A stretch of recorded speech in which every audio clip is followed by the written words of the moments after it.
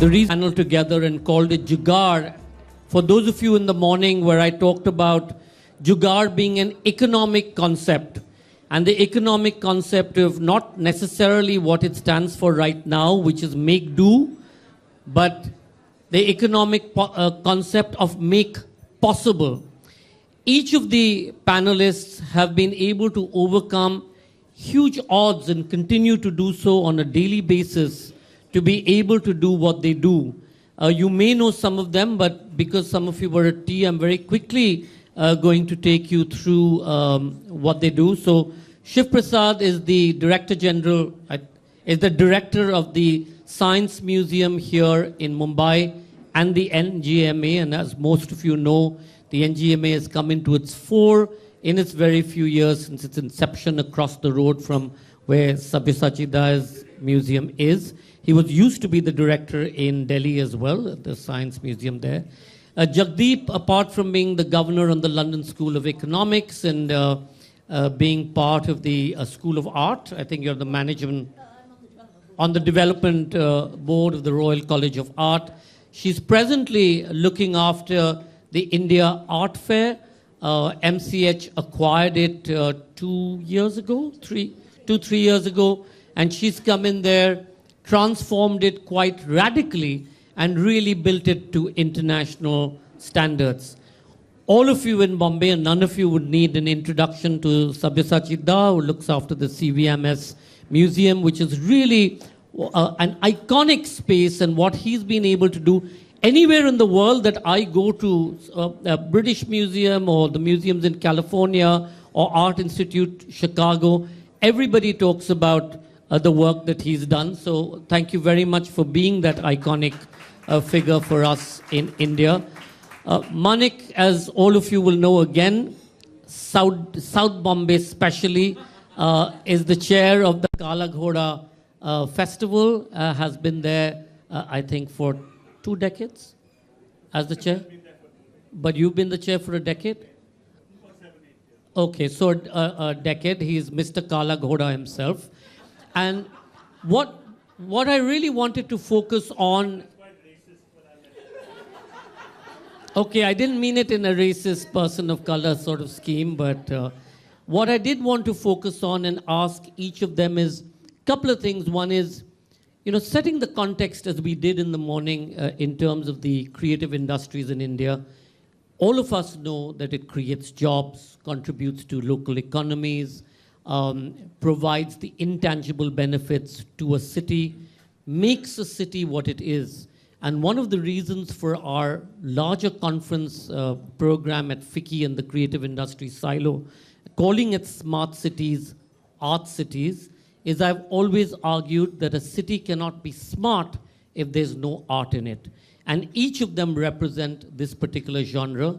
So over the next 45 minutes or so, we're going to get them to tell us a little bit about the challenges, how they've overcome it, so that these examples, and these are all examples of good governance, good practices, being able to break out of the mold, how have they done it? And I'm going to start with you, Shivaprasad, specifically following from a comment in the last session where somebody said, as long as it's not math or science, it's okay. I completely disagree with that comment because I do believe that there is no difference between the math or the sciences and the arts. No science or no scientific innovation or invention can be possible without that creative brain and mindset. No artist can be able to bring scientific vigor into their work without some kind of science application to it. Because you've done both Delhi and Bombay, if you tell us a little bit about the challenge that you faced in trying to be able to break this particular barrier, especially wearing your Science Museum cap, where, of course, school kids come to you, etc. But what is it that you've been able to do to be able to successfully tell them, hey, this is not evil, this is, you know, the math and sciences are an exciting, everyday aspect of our daily life, and this is how you can integrate with it? Well, you know, both art and science are creative fields. But then in science, you don't have the liberty that artists have. You got to confine yourself to the natural laws. That's the only difference. But both of them are creative in nature. The smart city that we're talking about, in fact, in context of economic output, that has to be because it's supported by FICCI, and I'm sure you have the hidden aspect of it is the economic aspect of what the art can do for it. But when it comes to science, like Science Museum, for example, in our case, in Mumbai, I'll take a specific example of Mumbai. From the economic point of view, when the museum started, we are on the Moses Road, the road which is not prominently known. It was not known that time at least. But then, it was nothing but a garbage land there. From the garbage land to what it is today, and choosing that as a stop. If you see the phase 3 of the metro, you have a science museum as a stop. Besides giving an opportunity for the students to create an ambience of asking questions. Creativity is nothing but to ask questions. Why, what, how, and things like that. But then, as things stand today, the number of questions that the children ask or adults ask is inversely proportional to their age. When the child grows, when in the infancy stage, there are unending questions of why, what, how the parents or the teachers are forcing them to stop asking questions. That's where the reverse thing happens in the science museum. In the science museum, they are compelled to ask questions. They're compelled to ask why, what, how, things like that. That's central to creativity, be it art or science. Both these things are fields where people can ask questions. Posing questions which lead to answers, some of them may not be, but then future answer to the question, that profound question that both these fields, art and science, can ask. And that, in a way, I feel as economic activity, and stems from the JUGAAD. The basic necessity to innovate. Disruption, what each of these days, talking about disruptive innovation, everything disruptive. All these things comes from asking questions. Maneck, keeping with this whole thing of the contribution to localities, the Kala Ghoda festival obviously has done a lot in terms of the revival in the district of Kala Ghoda. I used to study in cathedral, so I'm very aware of the kind of resurgence that is brought about. Will you tell us a little bit about what exactly that contribution has been, and how have you been able to overcome all the difficulties that you have to, year after year, month after month, using, perhaps JUGAAD? Okay, first let me clarify. I'm not too well. I've got a bad throat, so let me clarify that the Kala Ghoda festival is very, very unusual in many senses. And the first thing which is unusual about is it in its composition. I'm no Mr. Kala Ghoda. I'm just one small cog in the whole large wheel. And that wheel is completely informal. There are so many people out here who have been associated with the festival over the years, and they know what I'm talking about. We have a staff of only 2 persons around the year. People come together for the festival, they curate the festival, they volunteer for the festival. By the time we come around the festival, we have 200 people who are working on about 14 verticals, 500 events. You ask me how many people visit the Kala Ghoda festival, we have no idea. It could be 500,000 to 1 million people because we don't count. We pride ourselves on one thing, it's completely open for everyone to come, to enjoy, families. We don't charge a naya paisa for anything, and we give very good quality entertainment. It has led to a huge resurgence in the area. There are, commercially, it has become very viable. We now intend to have a festival, it's not exactly a festival, but activity in the Kala Ghoda area every Sunday. And that also will soon start. So, the problems that we face, and people who worked here, and I have Kayomi here, of course, the entire Avid team, Asad is here, Hina Kapade is here. We have Thanush Joseph of 70s, I don't know where he is. Tanush, if you are here, you might have left. But they know what sort of issues that we go through year on year on year. But fortunately, over a period of time, I mean, we've been in courts, literally every year we are in the court for one issue or the other. But over a period of time, the government has realized the importance of this festival. The sort of feedback that they get, this year we had the Chief Minister's office itself take interest, and they put up stalls of artisans from all over Maharashtra, and the feedback which they got was, I mean, they were really amazed by it. So it's it's like a cooperative of everybody. I can't even say from Mumbai, because people visit us from all across. I came across a lady from Puducherry who said, I've come here for 9 days, and a very simple person that you could find. So that is the wonder of Kala Ghoda. And yes, it is completely Jugaad, or something which started with just over like 2 weekends in one part of Kala Ghoda, just having a few performances, to develop into what it has developed today, and how the whole, the journey has been over the last 20 years.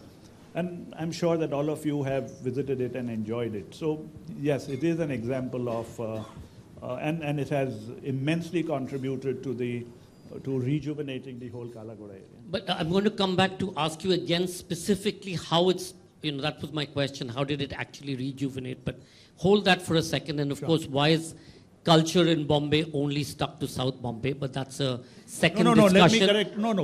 Let me very come back quickly. to it. I'll come back to it. You can come back to me, but let me quickly correct you that. That's not correct. That's not correct, because I think one of the greatest this thing of Kala Ghoda is that so many festivals, Bandra, Navi Mumbai, Thane, have all come up here. And we are they are following our model, and our model is not anything which is patented or anything. Anybody can, it's an open thing. Sorry, but it's an open source, yes. But so please, I mean, let's get this out of this thing. There is a very vibrant culture, and we do not sit down and think of cultural this thing in our narrow purview of the culture as we think about it.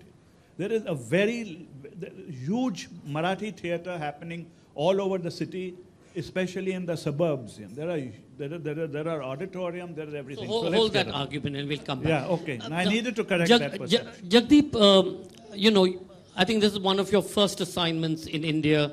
You worked at the Tate, you worked in different places. Tell us a little bit about how you feel that institutions or organizations or platforms like the India Art Fair in many ways contribute to what is essentially the needs of a city, the needs of a people, creating that kind of platform.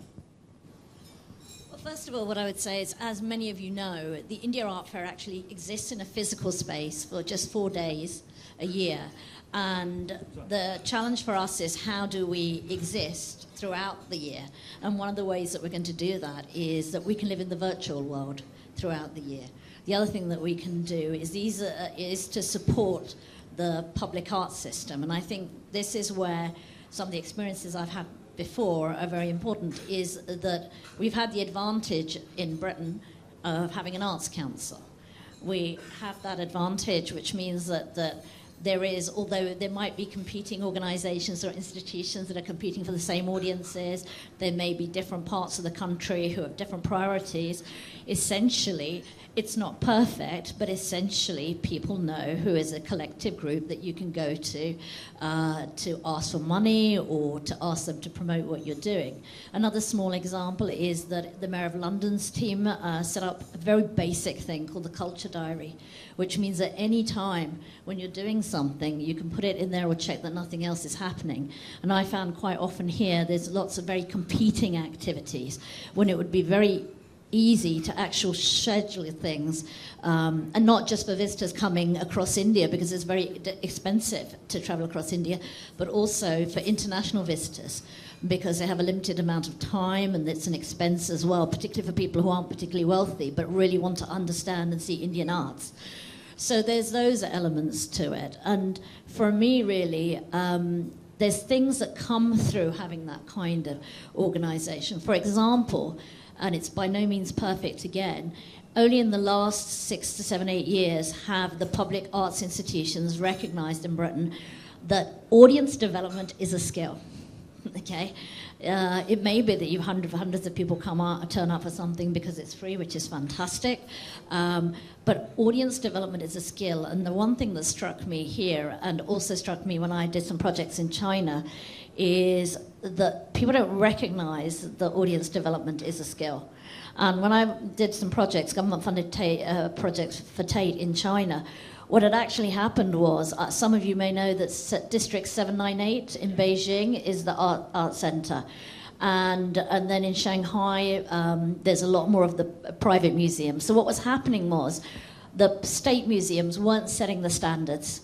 They weren't producing the guidelines for, even just suggestions. These don't have to be mandatory for sort of saying how should we go as a sector, or how should we keep each other informed. So what you had was private individuals and commercial organisations who've taken that through. But what's happened as a result of that is the shift has gone to Shanghai, and because in Shanghai there are people running institutions who just get on with it, who have been in a power of influence, etc. So what you've got is you've got a big country with this split within the organisation. And a little bit of that reminds me of India. And one of the things here also is that a lot of people keep saying to me that the model should be the same as the Chinese model. 300 new museums, and I think in the course of a year. And I was there when this boom was going on. And every time somebody says to me, we should do it the same way as they have in China, they've got 300 new museums. Well, I can tell you, I went out, I was there, I was in one of the most popular, well-known large museums in Shanghai, and in one day, 35 people. In this massive space, 35 people came in, and 3 of them were people I'd invited who'd come over from Britain. So I don't know if any of you read recently, but there's a story in the Financial Times. What I thought would happen is happening, is there's lots of museums, and they've been created because the state wasn't involved. People were trying to do their own thing, and also some of them had bought large collections and wanted to store them, is they don't get many visitors at all. And it would be a shame in India for people to start doing everything privately in that same way.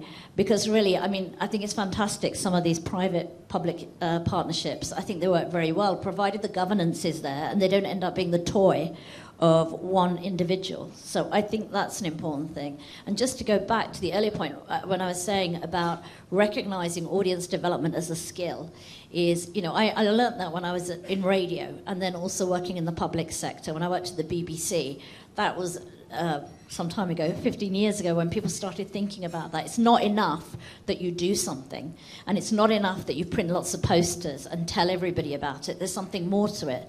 And that's not saying the public should dictate what you do in the museum, or on the public radio, but it is the institution understanding what people are thinking, also understanding if stories need to be retold and various things. And in a small way, what we did with the India Art Fair was, the first thing that struck me is we need to deal with people who can come and buy art. The galleries are my customers, and we want people in my external team. It's no longer called the VIP team, it's called the External Relations and Outreach team, which I restructured. So the people who make up that team are different age groups. We've got people who've, one of the individuals has worked in the most commercial areas, but also taught in a slum school.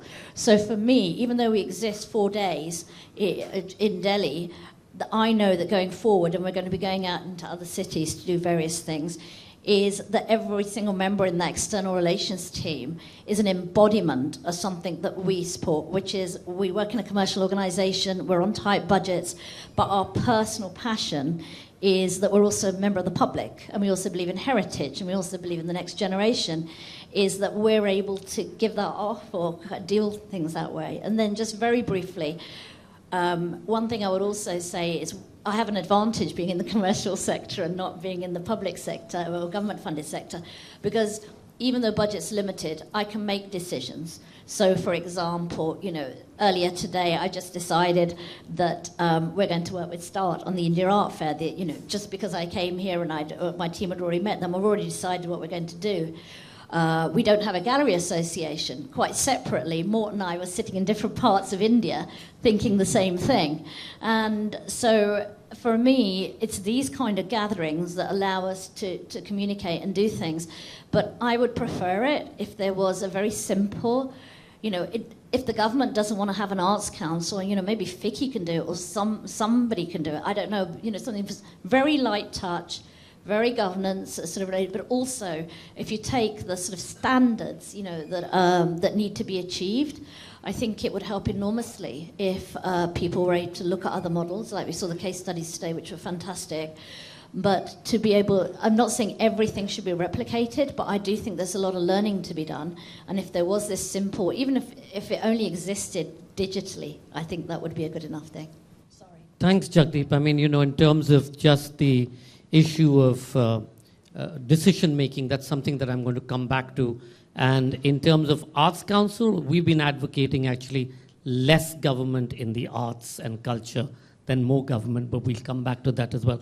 Sabyasachi, if you can tell us why is it important for museums to exist as a vehicle for collective legacy and history? Why is it important? A lot of people say, dead staff, why should we go, etc. Why is it important? Why is it so important to have this kind of platform?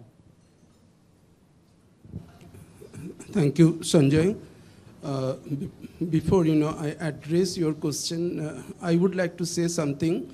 The Chhatrapati Shivaji Maharaj Vastu Sangrahalaya, formerly Prince of Wales Museum, one of the few museums in the world not supported by the government, and one of the major institutes in the country. At the moment, we have 300 staff. And the question, who supports you? People of Mumbai supports us.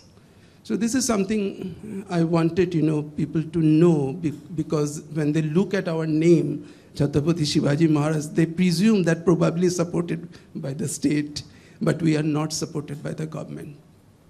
Now the question, why do people come to the museum? Because people, they want to look at the past and understand the present.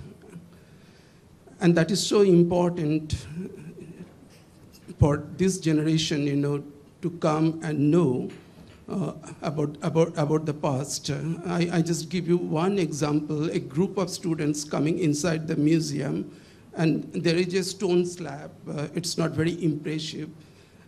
And they just ignored, And I just called them and I said, this stone slab, looking little ugly, but it changed the world. And then they looked at the stone slab.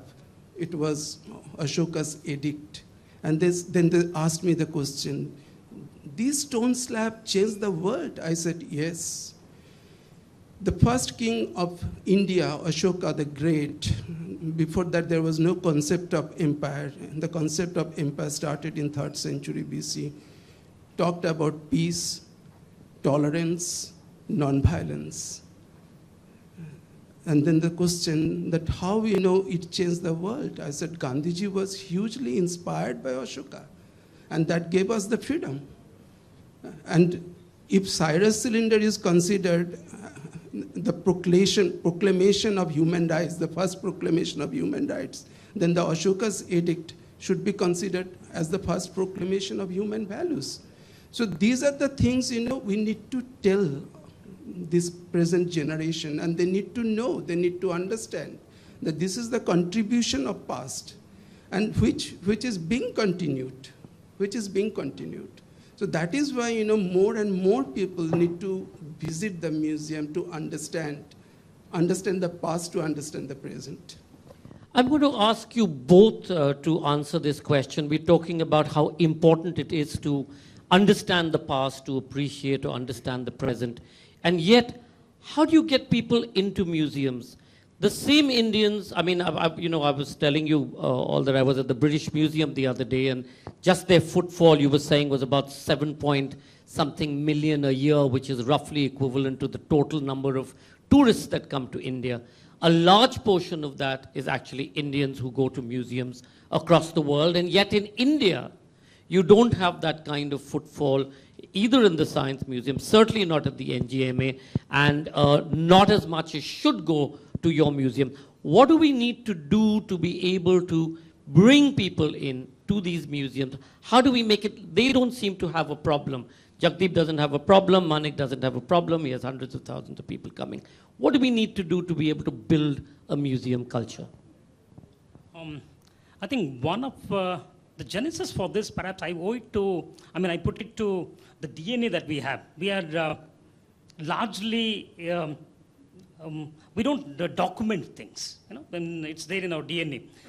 Perhaps the British has taught us how to document, but then one of the reasons I find why we don't document is, everything is around us. We have a 5,000 years of science, the culture that we have. Very recently, incidentally, you talked about the visitations. There was one exhibition in the London Science Museum, a profound exhibition, Science, 5,000 Years of Science and Innovation in India. The objects that we sent a couple of objects, incidentally, I was the nodal officer for the exhibition there. Couple of artifacts that we sent. One of them is the Lambden's theodolite. I don't know how many of the people in India know about the Lambden's theodolite that we have. But then that one object in London Science Museum, it caught the imagination. We sent the Raman's spectroscope with which he actually got the Nobel Prize, which just costed about 250 rupees then. But then the same object, when it goes from here, the Indians who from India, they don't like to come and visit this, but then when they go there, it becomes a fashion, or maybe it comes as something that I visited the London Science Museum, or I visited this British Museum, to come and come back to India and then maybe brag about it or things like that. But let me tell you, things are not the same that you're visualizing. For example, I think Chhatrapati Museum gets about 1 million visitors, or maybe about 900,000 visitors. The Science Museum gets about 800,000 plus visitors. The Science City in Calcutta gets about 1.5 million visitors. So the visitation is not as low as, but then, there's a tyranny of numbers in India. That, we have, 12.5 millition population of Mumbai, and then you say 100,000, 1 million is what, small portion of it. But then you got to look at it from the tyranny of the numbers that we confront with. So from a very low visitation, incidentally, Mr. Mukherjee's public museum, I will tell you about one UNESCO report that came in 2012, talked about the bad state in which the Indian museums are, including the Chhatrapati Museum in 2012. But then you see in just 5-6 years, what has transformed. Now Chhatrapati Museum stands as one of the cultural institution, icon of this city, affecting both the cultural creative aspect of it, but also economically as well. So we have got to look at it from this angle. There are, I do agree with you, but there are a few, issues in our country. Culture was never ever equated with other sectors. Tell me honestly, what is our identity? Tell me, what is your identity? Within the country and outside the country, what is your identity? Tell me, genuinely. Culture? Diversity? India is blessed with heritage. After 70 years of India's independence, we could not create one institute dedicated to heritage management. And the same country created over a dozen IITs, IIM. And today we are facing problem, leadership crisis. There are iconic institutes without heads. I'm not talking about university training program. I'm talking about IIT, IIM level institute. So for me, sometimes I jokingly say our bureaucrats, for many years they could not differentiate between agriculture and culture. So that was, that was the state of culture. So unless and until you equate culture with other sectors, science, technology, management, It is not that, that people, when foreigners visit Mumbai, just shut your eyes without the CST building, the BMC building, Elphinstone College, Rajabai Tower, Gate of India, Prince of Wales Museum, what you have in Mumbai city. The tall, ugly-looking buildings and the sea and the Jhopparpatti. What you have in Mumbai city. But do we value? That is the thing. Humanities in universities, if you look at that budgetary allocation for humanities, if somebody from university will agree, you have to see with the magnifying glass. But you see with the management, the allocation for management and technology, then you understand. The priority is always given to infrastructure, science, technology, management, and parents also, they encourage, this is a dead area. Don't think about becoming an artist or, getting into art. Go for engineering, medical, and they don't mind investing, lakhs of rupees. So we have to change, we have to change the mindset. I could see some change now.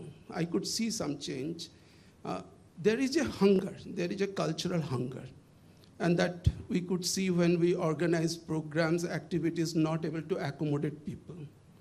So there is a hope. And there, you need the government to understand the importance. Even we don't have a cabinet-ranked minister, I'm sorry. If culture is our identity, then we should have a cabinet-ranked minister. Why don't we have the cabinet-ranked minister? Well, presently it may be okay not to have one. I did say that I wouldn't make any political statements today, but sometimes I misbehave, it pops out. So apologies for that, not to be quoted. Just go ahead.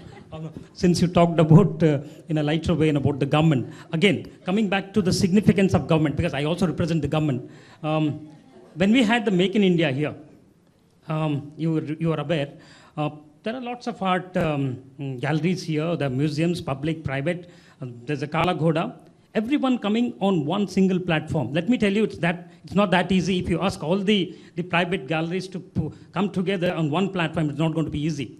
What did the government do that time? I mean, incidentally, Amitabh Kant was the secretary of the DIPP. He chose a government public platform, which is the National Gallery of Modern Art. I mean, we as a coordinator, what we did is we brought all of them together. It was during that Make in India, we had some of the most profound art, the soft power, what you call it, you don't agree with that, the smart power, okay, the soft power or the smart power, we showcased during those entire Make in India campaign, we showcased the real art and cultural the creativity aspect that is there in Mumbai, but then that happened because of the public institution, not a private institution. So there are advantages and but then the public institutions also function under a lot of limitations. You must appreciate their the functioning with the limitation with which they work. We are questionable on every single decision that we take. We are questionable. So this has to be kept in mind. So Jagdip, you talked about decision making, and he just said that at every point, they get questioned. Being questioned is never a bad thing. It always allows for inquiry. It necessarily gives you a different way of thinking. My board of directors question me every now and then, which is always a good thing. But Jagdip, you talked about how you were empowered by being able to take a decision. Do you see, especially in the world of culture and the creative industries, etc., do you see that to be one of the fundamental issues, that people have to be empowered and allowed to go out and do their stuff in this space, as opposed to, say, infrastructure or defense or space, etc.? I think there's a couple of sides to it. I mean, the most important thing is, if you do want innovation, and innovation is actually just streamlining or changing, people have ideas, is that people need a way to develop their skills or to learn about how things have been done as well, because, many of you in this room, like myself, will have, started working, if you work your way up in a particular sector or an industry or what have you, there are so many lessons that you learn then, which does enable you to be fleet of foot when it comes to doing things. It does give you the skills and experience. And I think it's not just me as an individual making decisions. We make team decisions. We have the ideas. The idea for the digital program that we're developing, Know Your Local Artist, that came from members of my team. And also, there are people who have ideas for innovation which have a price tag to them. An idea is an idea. And if it's only an idea or a good idea, provided money can pay for it, then really that doesn't make sense. So it's kind of simplifying things in a way. I just want to go back actually to something that you said about Make in India. I was outside of India when Make in India was launched, and I happened to be in Germany when I think it was launched in Frankfurt when I was there. And who is the target audience for Make in India? Because when I looked, I can't find where Make in India covers culture and arts, because as an outsider, even then looking in, is the financial impact that the arts and culture and creativity, because they're all interlinked, are having, are not, it's a very important thing. I know you said you don't want there to necessarily be a Minister of Culture, but the tourism ministry should be heavily involved, because it's not just about international tourism, it's cross-India tourism. I'm assuming that's, it's growing, isn't it? And so there's lots of big, ambitious, fantastic projects, and Make in India is an amazing project, and I've seen in other sectors how it worked. But I came to India and I'm like, well, what's it got to do with the arts sector? It goes back to this thing. There should be initiatives that can draw people with ideas in, rather than to have to set up on your own and do your own thing. But I have to say there is an advantage in working in the commercial sector, but there are also stresses that come with working in the commercial sector. If you don't raise the funding, or your shareholders aren't happy, or you don't get the sponsors, things don't happen. So how you spend money and what you do is quite restrictive and it's quite stressful. But like I said, there are some things and good ideas that can be dealt with that don't actually require a great deal of money. And that's why I was asking about Make in India, because my understanding is that it's about investment. It's about getting people to invest in sectors. It's about telling people about all the great things that are done here. So that's my sort of feeling. Sorry. One of the things that I said in the morning, Jagdip, and you all weren't here, was primarily that the next sunshine industry is really the creative industry, because you look at it, bring in design and innovation, you've got so much of diversity, you bring technology to play in that. We're not necessarily a manufacturing economy anymore, and that's, the third industrial revolution is behind us. The fourth revolution will be this, where everything that you saw in Make in India was actually also a design and innovation enterprise, except that we don't look at it as a creative industries issue, whereas in the UK you do. Maneck, 2 decades on, Kala Ghoda continued to function. 1 decade you've been around. What have been the challenges? What are the 1 or 2 things that you feel is absolutely vital to be able to get to the next stage that government needs to do in terms of policy-specific intervention in this area? No, it's got nothing to do with Kala Ghoda. Government, in fact, we function without the least government interference, certainly, and without the least government help. Only once did we take a little grant from the central government because we wanted more the recognition rather than the money. But you do go to them for permissions irrespective, right? No, so that intervention is there at any rate. That intervention is there because we are a public festival. And as you said that, you just sort of said that there was no problems about people. As far as we were concerned, yes, we have a huge problem about people as far as we are concerned, because somebody just said it's a disaster waiting to happen because we just have too many people in that limited space. But that apart. So government doesn't really play a role in this as far as our initiative is concerned. And ours is not, being a private initiative, it's a not-for-profit initiative. And I think that government, as far as culture is concerned, has to be an enabler. It cannot sit down and try and dictate what culture should be. It has to be somebody who is a source of promotion of culture. Coming very quickly back to this whole idea about the museums. Well, Mr. Mukherjee has done a phenomenal job with the museum, and we are very much a part of it, being in the Kala Ghoda area, and we know what he's been doing. But let me ask you a simple question. are we still a world-class museum? Is this still a world-class museum? The answer is no, it's not a world-class museum. In spite of the best efforts that we do in terms of an infrastructure, it's not a world-class museum. And I'll come to a very simple thing. The other day, my wife visited the Bhaudadi Lad Museum, right? There's a phenomenal effort which has been put through by Tasneem. And she came across and she said, you know one thing, it's so very hot inside, right? It's so very hot inside.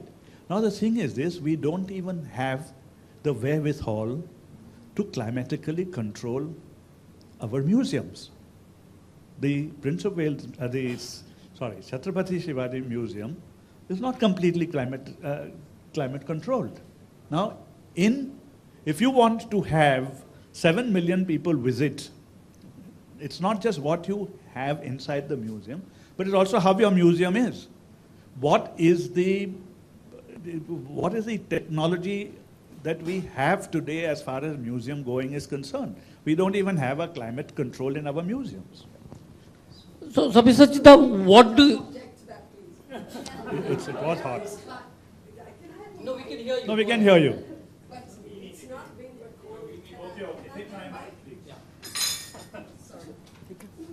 There is climate control. In fact, one of the first things we did when we were restoring the museum is to get the Australian people. You know, Daniel came in, he's a well-known climate control expert, and he said that if these objects have been in situ and they're fine for 150 years, you do not want to change the climatic conditions in which they exist.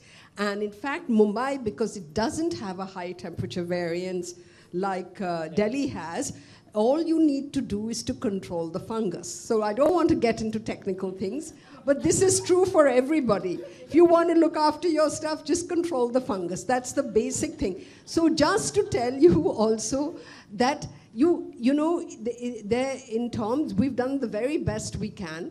We should possibly spend, it's a lot of money one would have to spend on air conditioning the entire building. We did look at it. The cost is phenomenal.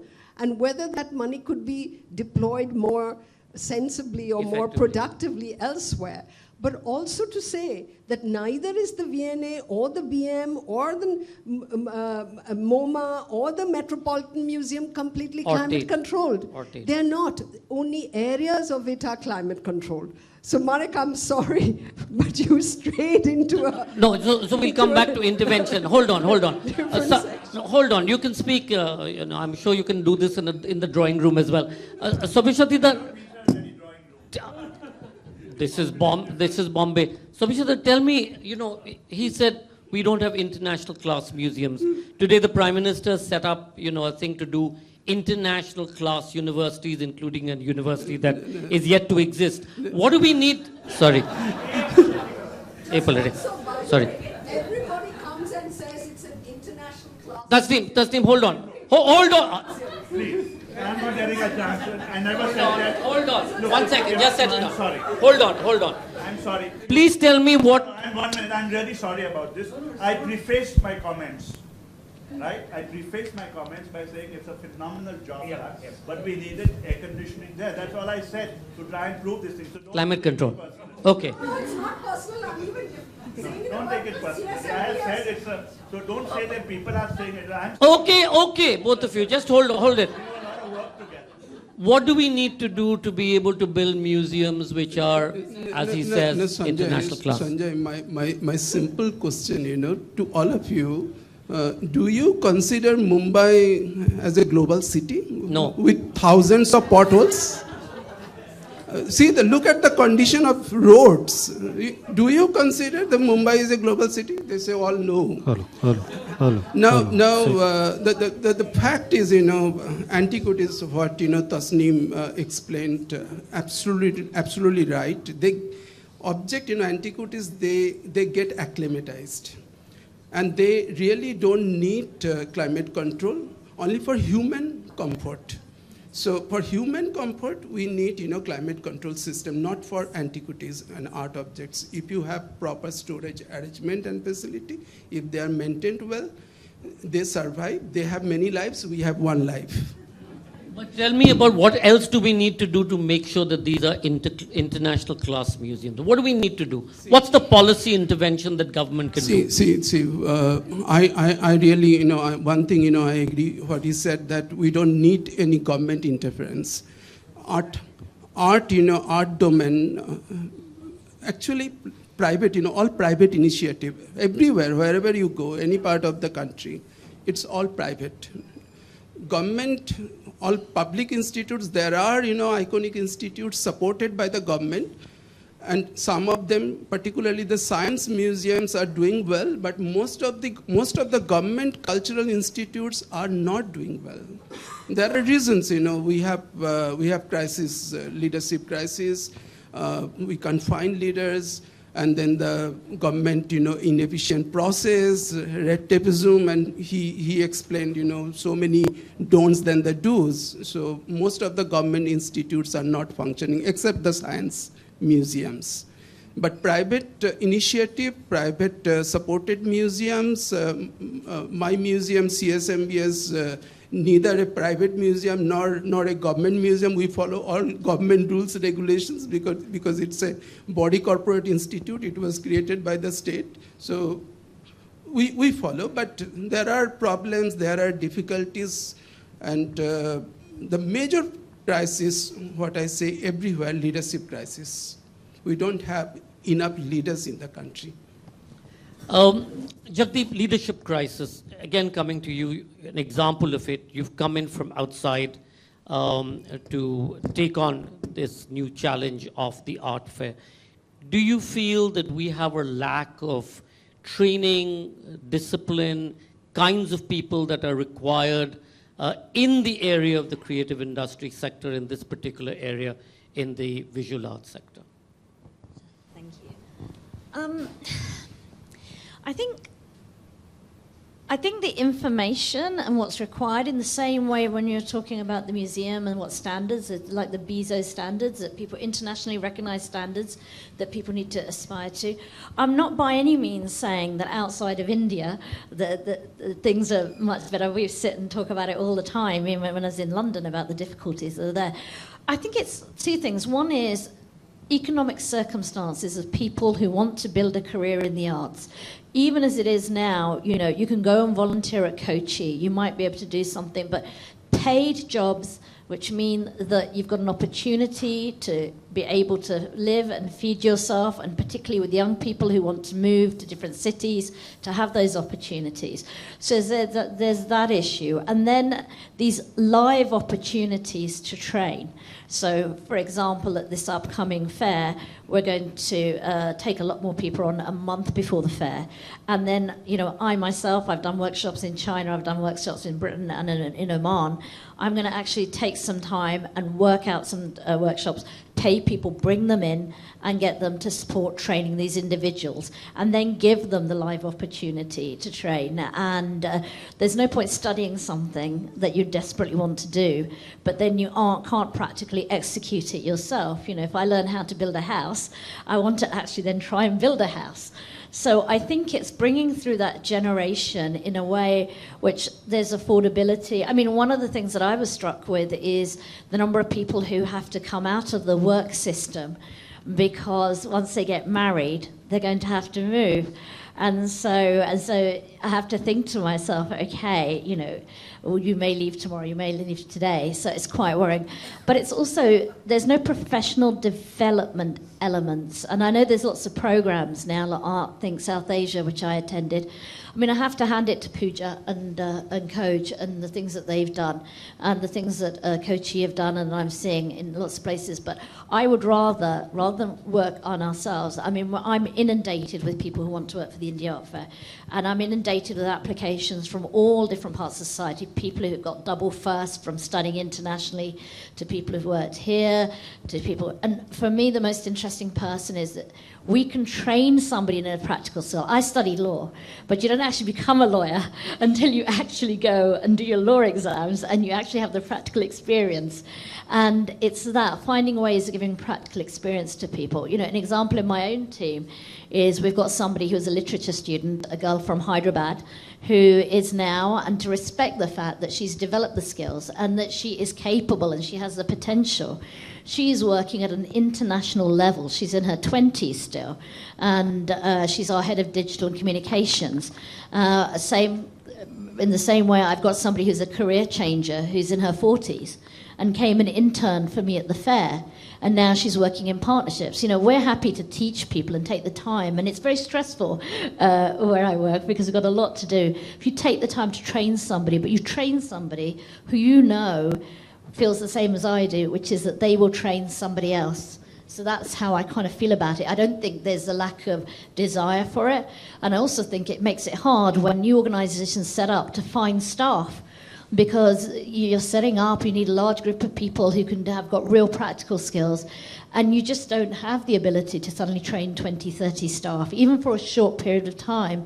So it's something like that, you know. So we talked to Kochi. We're going to talk more to the Gallery Association here. You know, the group that gets together for Mumbai Art Weekend is to say, you know, how can we, as a commercial organisation, because all it costs us is time, not money, is to make sure that people who are reaching a certain level get opportunities.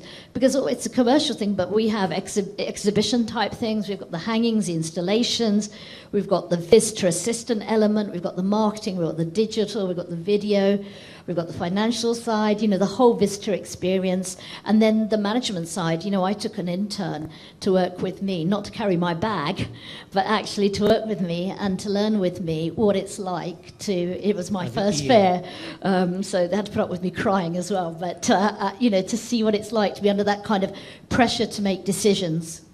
I would have wanted to ask you how you manage in government very shortly in terms of, again, this human resource issue. How do you manage and how are you able to train people within the system? Because, again, it's so specific. Maybe the word JUGAAD is apt for this.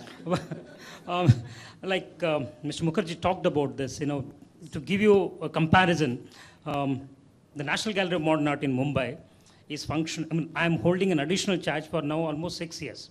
So you can think about the leadership crisis that Mr. Mukherjee talked about. That's more a government crisis than a leadership crisis. That's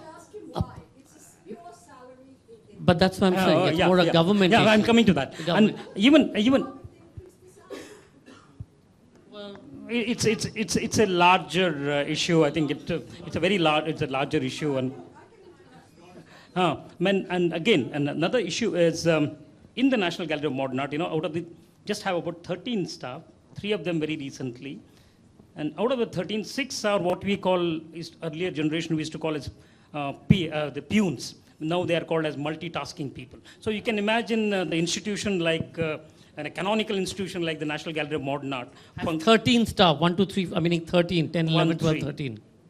So, but then the word, I use the word JUGAAD because what we do is confining ourselves with the governmental system. We've somehow managed to have some kind of a contractual staff, which has now become a norm in the government as well. Because when I say government, paying more salaries is your tax. I mean, you must understand that as well.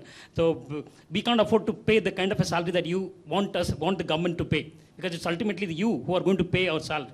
So you have to please keep this in mind. And there are staff and there are staff as well. So you have both an efficient one and the least efficient one, both of them more or less getting the same salary. So would you like to have that kind of a scenario where, you know, your tax is going to inefficient man? I don't think it's the salary. I don't think our tax right now goes to fairly inefficient systems of governance. So let's forget that one for a second. Salary is not an issue according to me. I'm going to open it up. There are hundreds of questions, everything from archiving, etc. But I know everybody, you know, you wanted to say. Yeah, Jehan, go for it. Just 1 second, sir. I'll come back to you in a second. There are two queries that I would. They're not questions. They're just observations. But I do want to hear the responses to these. One is this idea of what constitutes an international standard. Shouldn't that be also an element of JUGAAD? Because in trying to even create a museum in Mumbai or a drama school in Mumbai, do we just try and emulate the international standards provided to us by RADA or by, you know, the most amazing drama schools in the world? Or do we look everywhere, including into India, for example, Ninasam, which is where one of the places, and find what works for us? And then what is the benchmark? Because the biggest problem we have right now is benchmarking what we're supposed to achieve. So let's hold that for a second. That's one. What constitutes international standards and how do we... Hold on. And benchmark, the second one? And the second one is to do with this and the idea of training. Like, my experience is that the students who are graduating out of a training institution still don't necessarily... a student who came up from informal theater can still out-audition that kid, okay? And the learning that you have as an intern, in an informal manner, is equally valuable and has been. So training is not the be-all and end-all. No, education or training? On-ground training or degree? That's the previous panel's problem. Okay. I'm talking about the learning journal. Learning journey. The learning journey. It doesn't have to be a formal one, because at the end of the day, we're talking about, to come to the final thing, do we need to pay everyone? Practical There's this professionalization. And because professionalization is great at one level, because then I feel like I can get paid to do what I do and do it as best as I can as a formally trained human being in that. But in the space of the creative industry and the art and culture, does professionalization also kill? So that's the second question. Does professionalization kill? Hold it. I'll take a cluster of questions and then come back to the answer. Just remember your questions. The gentleman.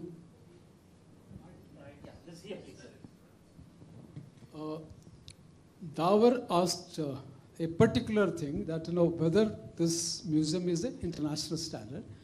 So that's where I'm not coming in his defense or against Madam Tasneem. Smithsonian museum or a French museum, can we compare it? Because that is what Sabyasachi also said, that do we have a good road in Mumbai, or is it an international state?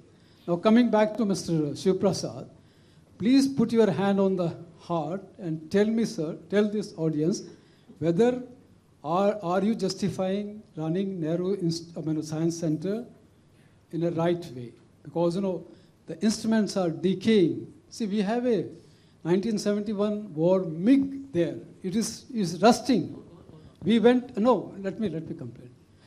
We, last year, Columbia Global Center ran a Ganga campaign in your institute. We were not able to sit in that auditorium of yours. It is sound is not working. How do you So just hold the answer. I have to take this answer. No, I must take this answer. I have to answer this. No, I want you all to answer, but hold on. One more question and we'll come back. No, this is not fair. This is not fair. We are asking you to answer, Baba. I'm the chair, so I'm going to ask you to keep quiet for a second. Go ahead. I'm sure he can answer. We're not stopping anybody from answering. Just hold on for a second. Third question. Yeah. Actually, I would like to understand creative industries. So when we speak about creative industries and government, right? We are not, a lot of time we think that government should inject money, but what about policies? I think that what is missing here in India, and I guess that also you face in the India Art Fair a massive drama about it, are the policies. Meaning, in my field, the UAC now is trying to make this master plan and understand where is this law about the 2% of basically CSR. No, it's not CSR actually. It's building construction. So every infrastructure should devote the 2% of the entire amount of money on public art. Okay. Now for India Art Fair, on art, public art actually. India Art Fair, I believe that the taxation for selling the artworks, inviting the customs that the international galleries have to pay for, or coming to the museums, in the US, it works perfectly because every donation from a private donor, basically you can, the taxation helps you out in donate, building museums, etc., etc., etc. Now, I'm the first one that never take an injection of money for the project, but definitely we do need policies. So where is those creative industries? I think that that's what. Where is the policy? So start with your answer first, then yours too. I'll take this policy as well. When you had the Ganga exhibition, you must understand it was in a temporary exhibition space with all limitations explained to you, including the acoustics. Unfortunately, there is another auditorium which is very, very comfortable. In fact, Tasneem ji was there for opening up, if you remember that, your own collections. It's one of the best auditoriums. So your comment that the acoustics was not good was for a temporary shed. It was a shed from where we built the center. So that shed, instead of just wasting it, we are using it to have some temporary exhibitions, which has got its own limitations. I'll be most happy if, as a part of your exhibition, you support that and make the whole thing air-conditioned, climate controlled. Are you ready to take it? Because it's a public institution. Okay, now coming to the policy aspect of it, again, in fact, the government of India has tried. There was one in 64, a recommendation by the Bhabha committee. Then you had a Khosla committee in the 70s or so. 70s, in the early, in 70s. Yeah, and again you had another committee in the 80s. Then we had a profound one-on-one discussion involving most of the stakeholders of the country, the museum professionals, art, performing arts, everyone. But then that was in the 90s or so. Late 90s. Late 90s. Yeah. But then what happened is the government of India wanted to come out with a policy. But then all the stakeholders together said that there should not be a policy. One of the reasons why the government of India did not come out with a policy is because of the public. The government is by the public. So when the public, the art management, the people who are manning this, they do not want a singular policy to govern everyone. Well, actually what happened is there was a pushback on the white paper that was to be presented to Parliament, and one of the reasons for it is that they said this would be a uniform policy irrespective of which institution stood. And they said that would be to the detriment of smaller or mid-scale or private institutions, because like most government policies, it was going to be one thing for everybody. So there was an enormous pushback, and in retrospect, perhaps it's a good thing, especially given the present narrative that we have, that we don't have a particular kind of policy. But on the other hand, if we had, it would have been easier. Maneck, you wanted to. I'm so sorry. I just think I've been completely misunderstood, so I think I should clarify. I think one person who has really not taken objection is Mr. Sabyasachi here, who understands what I am trying to get at. And I don't know, I'm sure most of us in this room, we are very proud Indians. And being proud Indians, we want to see that we have institutions that we can certainly be very proud of. As somebody said, we have potholed roads. Can we become an international city? We can't become an international city because we do not have that infrastructure. One part of the infrastructure which we do not have is the cultural infrastructure. The reason why we do not get millions of people visiting our museums and our cultural spaces and our art spaces is because of the fact that we lack infrastructure. Now, there are deep reasons for it, which we can't get into in this short space of time. The deep reasons for it is this, that there is, in this country, the priorities are different. And we have to concentrate on those priorities, whether it is government or whether it's the public sector, whether it's the private sector. If you have 2% CSR, would you use that to support a girl child, a widow, whatever, then a museum? So these are the problems which our institutions, our cultural institutions are facing. And the whole idea is this, that in spite of all this,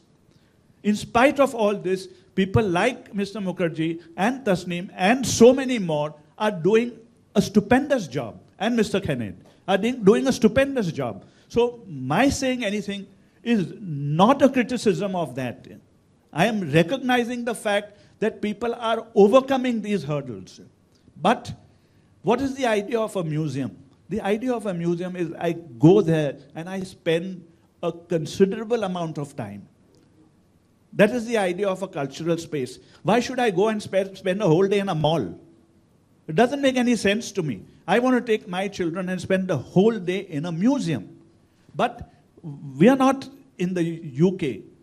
we have extreme temperatures, and when there are extreme temperatures, it is not for, it's not for the artifacts which are there.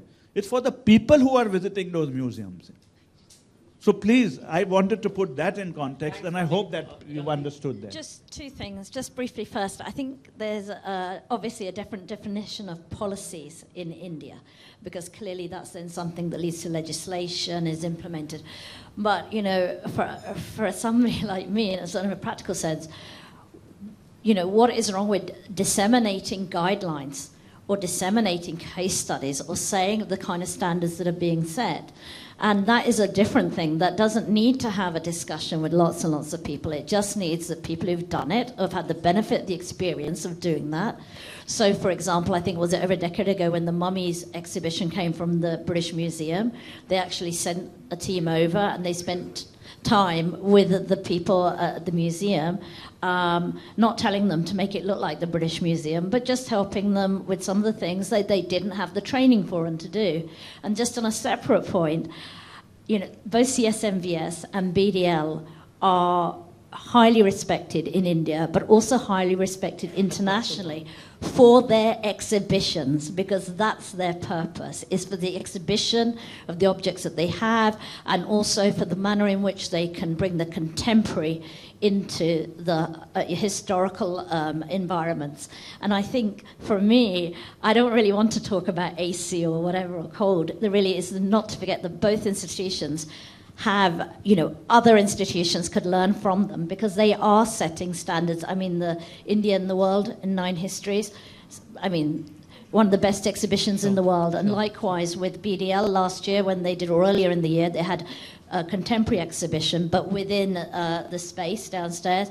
I think we need to think just about, if people are doing things that are attracting audience, it's the exhibition, and the physical space is important, but it shouldn't drive everything else. Anybody wants to answer Jehan's question of, is there an international standard? Anybody?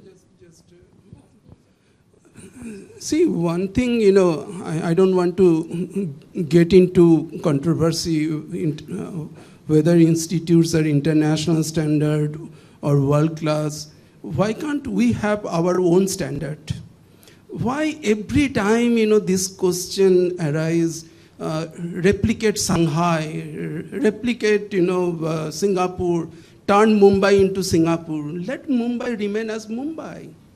And I tell you, the last, public lecture at the CSMVS, Neil McGregor, he made a statement that here, I have no hesitation to admit that this museum has a heart, whether my museum may not have the heart, but CSMVS, for the people, of the people, by the people. And that's the beauty, that's the uniqueness of this institute.